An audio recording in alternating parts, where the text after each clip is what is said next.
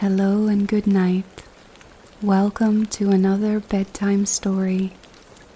This story is meant to help you sleep or to relax your mind. Try and find a comfortable place, such as your bed or a soft chair. If you feel comfortable, you can close your eyes now. Try and let go of the day as we begin our tale. Tonight's story is Jack and the Beanstalk. Once upon a time, there was a poor widow who had an only son named Jack and a cow named Betsy. All they had to live on was the milk the cow gave every morning, which they carried to the market and sold.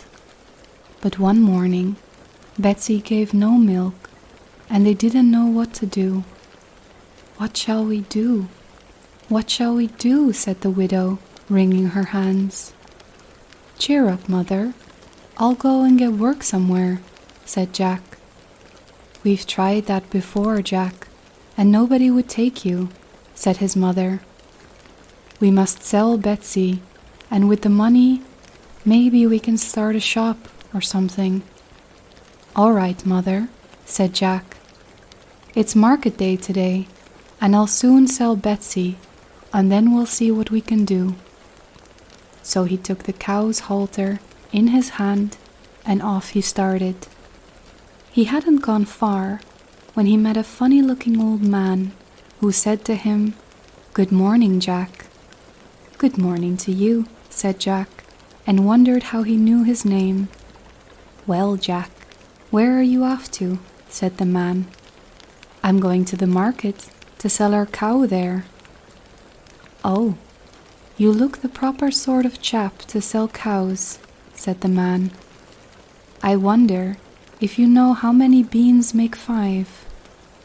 "2 in each hand and 1 in your mouth," said Jack, as sharp as a needle. "Right you are," said the man, "and here they are, the very beans themselves." He went on, pulling out of his pocket a number of strange-looking beans. "As you are so sharp," he said, "I don't mind doing a swap with you. Your cow for these beans." "Go along," said Jack. "Wouldn't you like that, huh?" "You don't know what these beans are," said the man. "If you plant them overnight, by morning they grow right into the sky." "Really?" said Jack. "You don't say so." "Yes, that is so. And if it doesn't turn out to be true, you can have your cow back." "Right," said Jack, and handed him over Betsy's halter and pocketed the beans. Jack went back home, and as he hadn't gone very far, by the time he got to his door, his mother asked, "Back already, Jack? I see you haven't got Betsy, so you must have sold her. How much did you get for her?" "You'll never guess, mother," said Jack.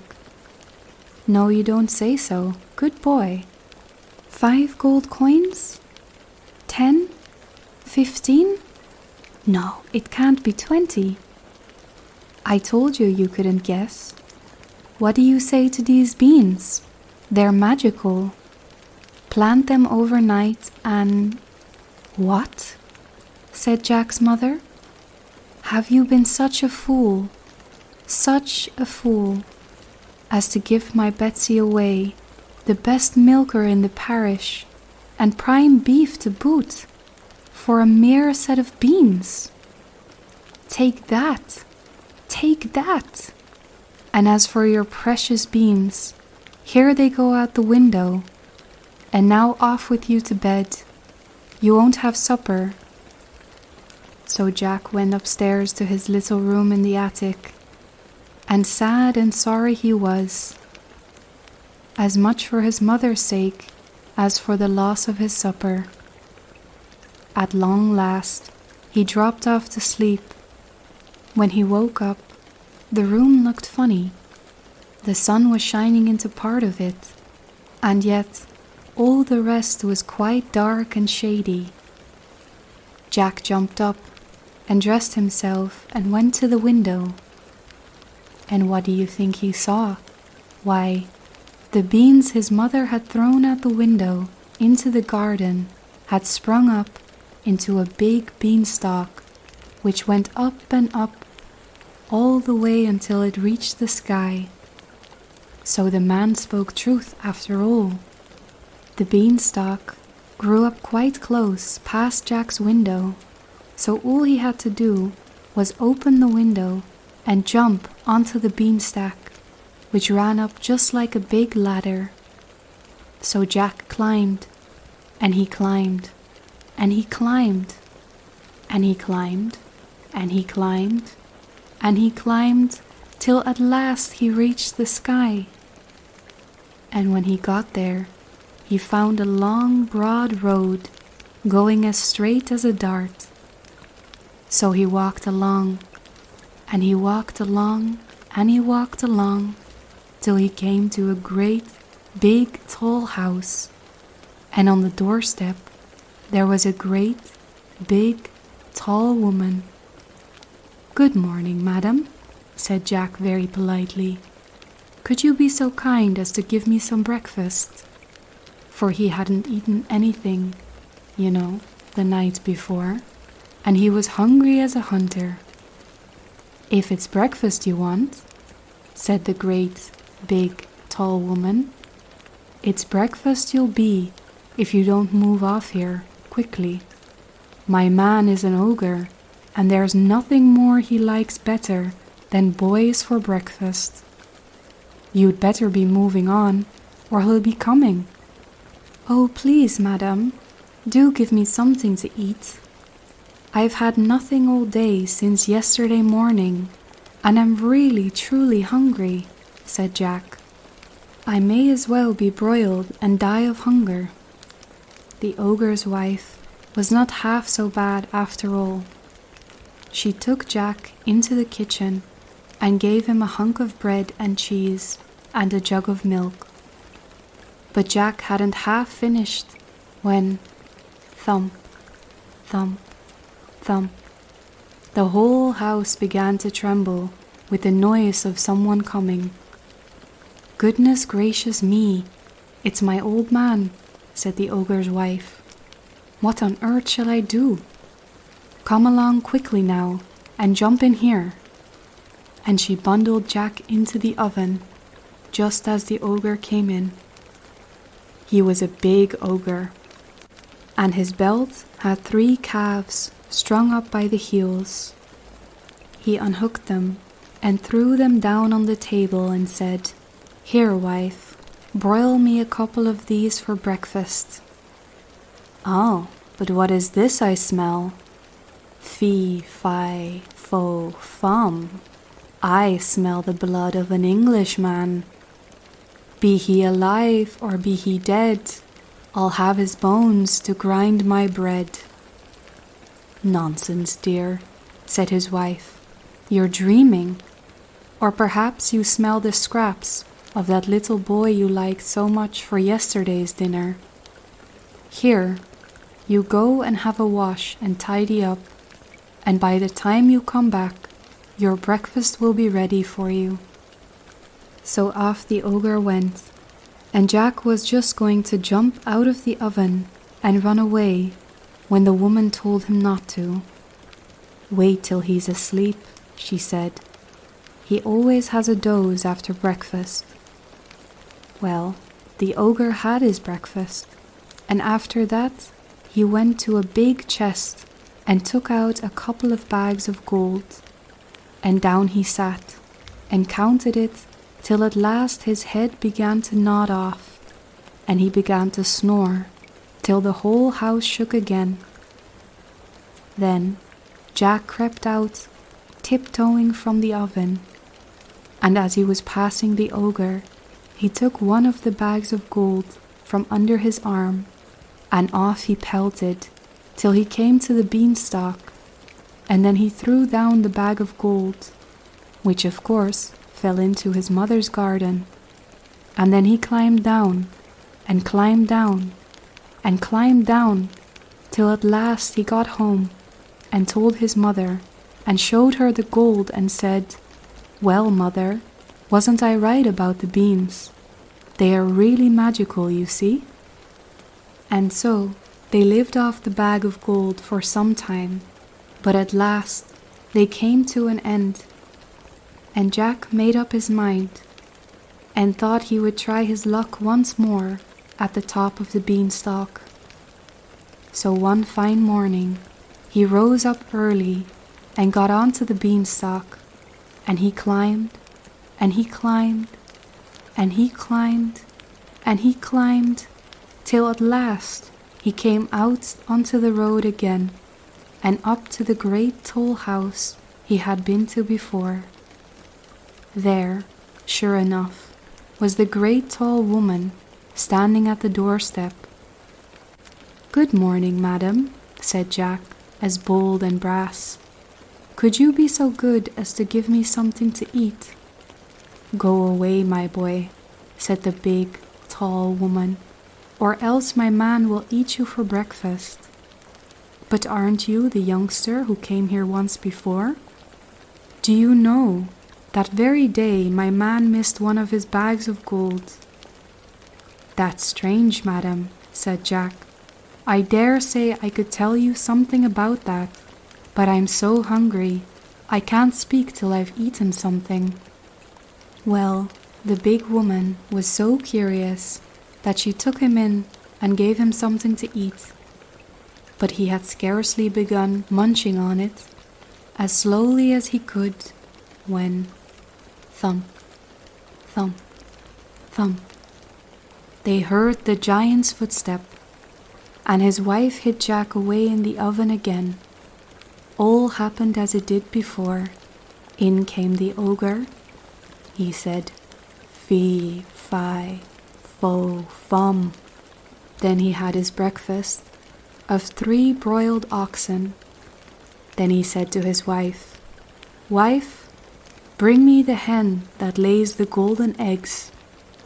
So she brought it, and the ogre said, "Lay," and it laid an egg of gold. And then the ogre began to nod his head and to snore till the whole house shook. Then Jack crept out of the oven on tiptoe and caught hold of the golden hen, and was off before you could say, "Jack, go back." But this time the hen gave a cackle which woke the ogre, and just as Jack got out of the house, he heard him calling, "Wife, wife, what have you done with my golden hen?" And the wife said, "Why, my dear?" But that was all Jack heard, for he rushed off to the beanstalk and climbed down like a house on fire.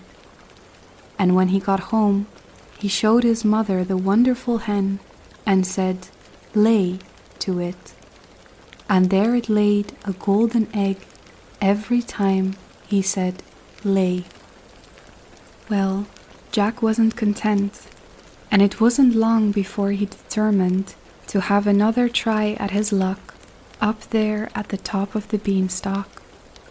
So one morning he rose up early and got to the beanstalk, and he climbed, and he climbed, and he climbed, all the way till he got to the top. But this time he knew better than to go straight to the ogre's house. When he got near it, he waited behind a bush till he saw the ogre's wife come out with a pail to get some water, and then he crept into the house and got into the copper. He hadn't been there long when he heard thump, thump, thump, just as before, and in came the ogre and his wife.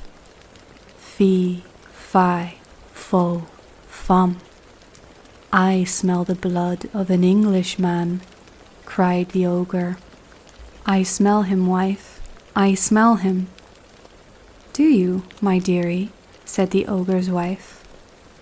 "Then, if it's that little rogue that stole your gold and the hen that laid the golden eggs, he's sure to have got into my oven and they both rushed to the oven. But Jack wasn't there, luckily, and the ogre's wife said, "There you are again, with your fee, fi, fo, fum.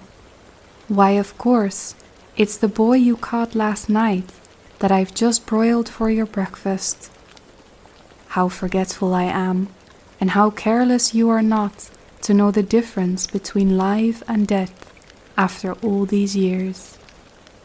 So the ogre sat down to breakfast and ate it, but every now and then he would mutter, "Well, I could have sworn." And he'd get up and search the larder and the cupboards and everything. Only luckily he didn't think of the copper. After breakfast was over, the ogre called out, "Wife, wife, bring me my golden harp." So she brought it and put it on the table before him. Then he said, "Sing," and the golden harp sang most beautifully. And it went on singing till the ogre fell asleep and commenced to snore like thunder.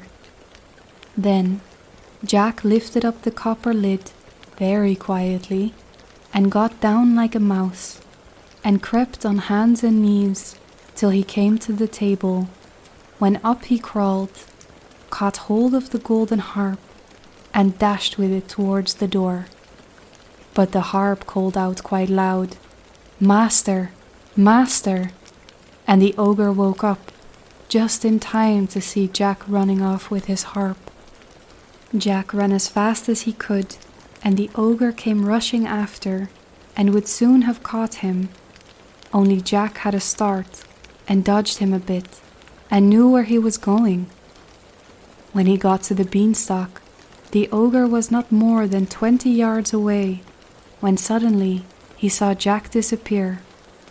And when he came to the end of the road, he saw Jack underneath, climbing down for dear life. Well, the ogre didn't like trusting himself to such a ladder, and he stood and waited, so Jack got a head start. But just then the harp cried out, "Master, master," and the ogre swung himself down onto the beanstalk, which shook with all this weight. Down climbed Jack, and after him climbed the ogre. By this time Jack had climbed down and climbed down and climbed down till he was very nearly home. So he called out, "Mother, mother, bring me an axe, bring me an axe." And his mother came rushing out with the axe in her hand. But when she came to the beanstalk, she stood still with fright, for there she saw the ogre with his legs just through the clouds. But Jack jumped down and got hold of the axe and gave a chop at the beanstalk, which cut in half in two. The ogre felt the beanstalk shake and quiver, so he stopped to see what was the matter. Then Jack gave another chop with the axe, and the beanstalk was cut in two and began to topple over. Then the ogre fell down and broke his crown, and the beanstalk came toppling after. Then Jack showed his mother the golden harp, and together with the golden eggs, Jack and his mother became very rich, and they lived happily ever after. The end. Thank you for listening to this bedtime story. I hope you enjoyed the tale tonight. If you did, please like the video and subscribe to the channel for more audiobooks and tales to come. Until next time.